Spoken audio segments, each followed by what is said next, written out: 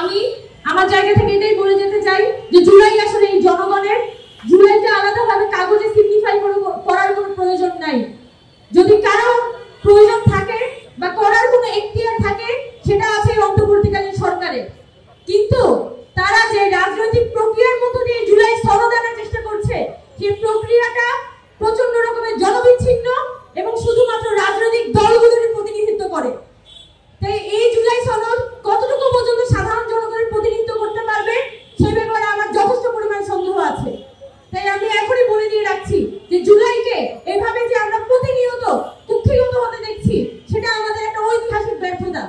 সামনের দিনে শুধু জুলাই ঘোষণাপত্র বা জুলাই সনদ না, আমাদের সেই জুলাই যে জনগণের আকাঙ্ক্ষা, এই যে রাস্তার যে রিক্সাওয়ালা যে স্বপ্নটা দেখেছিল, ওই পান বিক্রেতা, ওই চা বিক্রেতা, ওই মিরপুর 10-এর যে হকার, সেই যে স্বপ্নটা দেখে সেদিন রাস্তায় নেমেছিল, তার স্বপ্নটা বাস্তবায়নের জন্য আমাদের পুনরায় মাঠে নামতে হবে এবং আমাদের এই বাংলাদেশের জনগণকে পুনরায় একত্রিত হওয়ার আহ্বান জানিয়ে আমি আমার বক্তব্য এখানে শেষ করছি।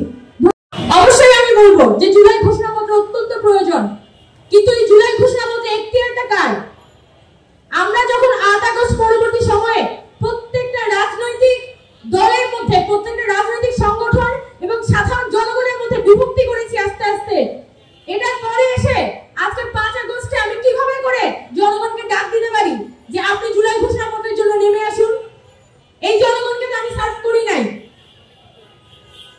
গত ডিসেম্বর মাসে যখন আমরা বৈষম্যবিরোধী ছাত্র আন্দোলনের পক্ষ থেকে একটি জুলাই ঘোষণাপত্র দেওয়ার কথা উঠেছিল, আমরা চেষ্টা করেছিলাম যে শেষ মুহূর্ত পর্যন্ত যাতে ঘোষণাপত্রটি হয়, কিন্তু সরকারের প্রতিশ্রুতির ভিত্তিতে তৎকালীন সময়ে গত 30শে জুলাই রাতের 9টা বাজে সরকারের পক্ষ থেকে প্রধান উপদেষ্টার যে প্রেস